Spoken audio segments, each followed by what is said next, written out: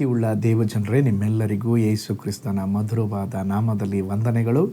Shalom, ನಿಮಗೆ ಸಮಾಧಾನವಾಗಲಿ. ಈ ದಿನ ದೇವರ ವಾಕ್ಯದ ಜ್ಞಾನಕ್ಕಾಗಿರುವಂಥ ವಿಷಯ, ನಿನ್ನನ್ನು ಯಾರು ತಿರಸ್ಕರಿಸದಂತೆ ನೋಡಿಕೋ. ಅದಕ್ಕೆ ಆಧಾರ ವಾಕ್ಯ 1 ತಿಮೋತಿ 4ನೇ ಅಧ್ಯಾಯ 12ನೇ ವಚನ. ಯೌವನಸ್ಥನೆಂದು ನಿನ್ನನ್ನು ಅಸಡ್ಡೆ ಮಾಡುವುದಕ್ಕೆ ಯಾರಿಗೂ ಅವಕಾಶ ಕೊಡದೆ, ನಂಬುವವರಿಗೆ ನಡೆ, ನುಡಿ, ಪ್ರೀತಿ, ನಂಬಿಕೆ, ಶುದ್ಧತ್ವ ಇವುಗಳ ವಿಷಯದಲ್ಲಿ ನೀನೇ ಮಾದರಿಯಾಗಿರು.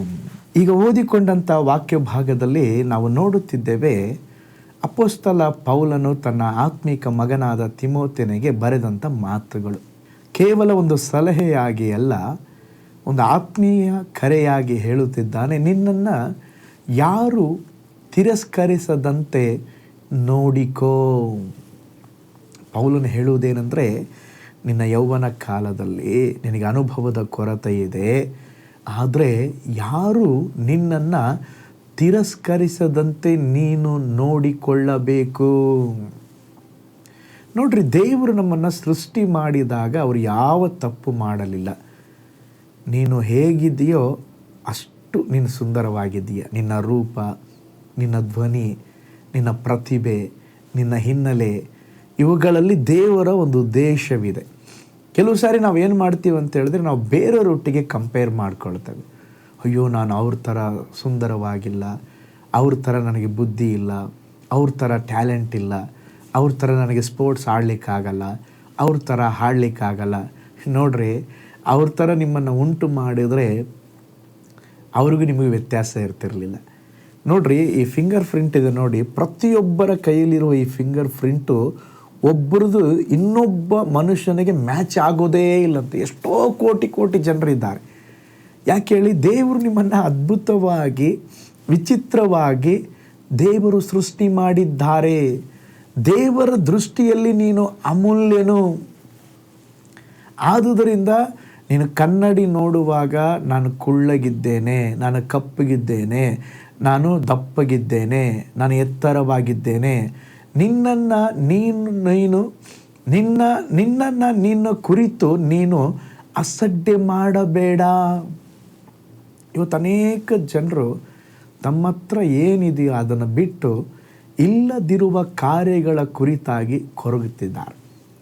ಒಂದು ಉದಾಹರಣೆ ನನ್ನ ನೆನಪಿಗೆ ಬರುತ್ತದೆ. ಒಂದು ಕಾಡಿನಲ್ಲಿ ಒಂದು ಆನೆ ಇತ್ತಂತೆ. ಆ ಆನೆ ಏನು ಸ್ವಭಾವ ಅಂತ ಹೇಳಿದ್ರೆ, ತನ್ನ ಲೈಫನ್ನು ಬೇರೆಯವರೊಟ್ಟಿಗೆ ಯಾವಾಗಲೂ ಕಂಪೇರ್ ಮಾಡಿಕೊಳ್ಳುವಂಥ ಒಂದು ಸ್ವಭಾವ. ಪ್ರತಿದಿನ ಪಕ್ಷಿ ಮೃಗಗಳೊಂದಿಗೆ ತನ್ನನ್ನು ಹೋಲಿಸಿಕೊಂಡು ಸೋತು ಹೋಗ್ತಾ ಇತ್ತು. ಅದಕ್ಕೊಂದು ಚಿಟ್ಟೆ ನೋಡಿದ್ರೆ, ಅಯ್ಯೋ ಚಿಟ್ಟೆ ಚೆನ್ನಾಗಿ ಹಾರ್ತಾ ಇದೆ, ನನಗೆ ಹಾರ್ಲಿಕ್ಕೆ ಬರಲ್ವೇ ಅಳೋದು. ಪಕ್ಷಿಗಳು ಆಕಾಶದಲ್ಲಿ ರೆಕ್ಕೆ ಬಿಚ್ಚಿ ಹಾರಿದರೆ, ಅಯ್ಯೋ ಪಕ್ಷಿ ಥರ ನನಗೆ ಹಾರಲಿಕ್ಕೆ ಬರಲ್ವೇ. ಕೋಗಿಲೆ ಹಾಡಿದ್ರೆ, ಅಯ್ಯೋ ಕೋಗಿಲೆ ಹಾಗೆ ನನಗೆ ಹಾಡುವುದಕ್ಕೆ ಬರೋದಿಲ್ವೇ. ಹೀಗೆ ಏನು ನೋಡಿದ್ರೆ, ಜಿಂಕೆ ನೋಡಿದ್ರೆ, ಅಯ್ಯೋ ಜಿಂಕೆ ಥರ ನನಗೆ ಓಡಲಿಕ್ಕೆ ಆಗೋದಿಲ್ಲ. ಸಿಂಹ ನೋಡಿದ್ರೆ ಸಿಂಹನ ಥರ ನನಗೆ ಗರ್ಜಿಸಲಿಕ್ಕೆ ಆಗೋದಿಲ್ಲ. ಹಿಂಗೇ ಯೋಚನೆ ಮಾಡಿ ಅದು ಸಾಯುವಂಥ ಪರಿಸ್ಥಿತಿಗೆ ಬಂದುಬಿಡು. ಕಾಡಿನಲ್ಲಿರುವ ಸಕಲ ಮೃಗಗಳು, ಪಕ್ಷಿಗಳು ಆನೆ ಬಳಿಗೆ ಬಂದು ಹೇಳಿದ್ವು, ಆನೆಯನ್ನ ನಮ್ಮ ಥರ ಆಗಬೇಕೆಂಬುದಾಗಿ ಯೋಚನೆ ಮಾಡಿ ಈ ಒಂದು ಕಾರ್ಯಕ್ಕೆ ಬಂದಿದ್ದೀರಾ. ಆದರೆ ನೀವೇ ಬಲ ಉಳ್ಳಂಥ ಪ್ರಾಣಿ. ಅದಕ್ಕೆ ಜನರು ಹೇಳ್ತಾರೆ, ಆನೆ ಸತ್ರು ಅದಕ್ಕೆ ಬೆಲೆ ಇದೆ, ಇದ್ರೂ ಬೆಲೆ ಇದೆ. ನಿಮ್ಮ ಬಲದ ಬಗ್ಗೆ ನಿಮಗೆ ಗೊತ್ತಿಲ್ಲ, ನಿಮ್ಮ ದಂತಗಳ ಬಗ್ಗೆ ನಿಮಗೆ ಗೊತ್ತಿಲ್ಲ, ನೀವೇ ಶ್ರೇಷ್ಠರು ಅಂತ ಹೇಳ್ತಂತೆ. ಆವಾಗ ಆನೆಗೆ ತನ್ನ ಬಲದ ಬಗ್ಗೆ, ಶಕ್ತಿಯ ಬಗ್ಗೆ ಗೊತ್ತಾಯ್ತಂತೆ. ನೋಡ್ರಿ, ನಿಮ್ಮ ಲೈಫಲ್ಲಿ ಬೇರೆಯವ್ರನ್ನ ನೋಡಿ, ಅಯ್ಯೋ ಹಂಗಿಲ್ಲ ಹಿಂಗಿಲ್ಲ, ನೋ, ನಿನ್ನ ಲೈಫಲ್ಲಿ ಏನೋ ಒಂದು ತಲಾಂತಿದೆ, ಏನೋ ಒಂದು ಬಲ ಇದೆ. ನೋಡ್ರಿ, ನಿನ್ನನ್ನು ನೀನೇ ಅಸಡ್ಡೆ ಮಾಡಿಕೊಂಡ್ರೆ ಬೇರೆಯವರು ಹೇಗೆ ನಿನ್ನನ್ನು ಗೌರವಿಸ್ತಾರೆ. ಅದಕ್ಕೆ ತಿಮೋತಿಗೆ ಪೌಲ ಹೇಳ್ತಾನೆ, ಬೇರೆ ಜನರು ನಿನ್ನನ್ನು ನೋಡಿಬಿಟ್ಟು ಅಸಡ್ಡೆ ಮಾಡಬಾರ್ದು, ಅಸಡ್ಡೆ ಮಾಡಿಕೊಳ್ಳದಂತೆ ನೀನು ನೋಡ್ಕಪ್ಪ ಅಂತ ಹೇಳ್ತಾ ಇದ್ದಾರೆ. ಆದುದರಿಂದ ಪ್ರೀತಿಯುಳ್ಳ ದೇವಜನರೇ, ನಮ್ಮ ಜೀವಿತದಲ್ಲಿ ಕೂಡ ನಾವು ಯಾವಾಗಲೂ ದೇವರು ನಮ್ಮನ್ನು ಹೇಗೆ ಇಟ್ಟಿದ್ದಾರೋ, ನಾವು ಯಾರಾಗಿದ್ದೇವೋ ಅದೇ ಬಲದಲ್ಲಿ ಮುನ್ನುಗ್ಗಬೇಕು. ನಕಾರಾತ್ಮಕವಾದ ಕಾರ್ಯಗಳನ್ನು ಮಾತನಾಡಬೇಡ್ರಿ. 12 ಜನನ ನೋಡ್ಕೊಂಬಂಡ್ರೆ ಆ ದೇಶದ ಜನರು ಹೆಂಗಿದ್ದಾರೆ ಅಂತ ಮೋಶೆ ಕಳಿಸಿದ್ರೆ 10 ಜನ ಬಾಯಿ ತೆರೆದು ಒಳ್ಳೆ ಮಾತೇ ಹೇಳಿಲ್ಲ. ಅವ್ರು ಹಂಗಿದ್ದಾರೆ, ರಾಕ್ಷಸ ಥರ ಇದ್ದಾರೆ, ಸೋತೋಗ್ಬಿಡ್ತೇವೆ. ಇಬ್ಬರು ಹೇಳ್ತಾ ಇದ್ರೆ ಹೇ ನಮ್ಮಿಂದ ಆಗುತ್ತೆ, ನಾವು ಜಯಿಸಬಲ್ಲೆವು.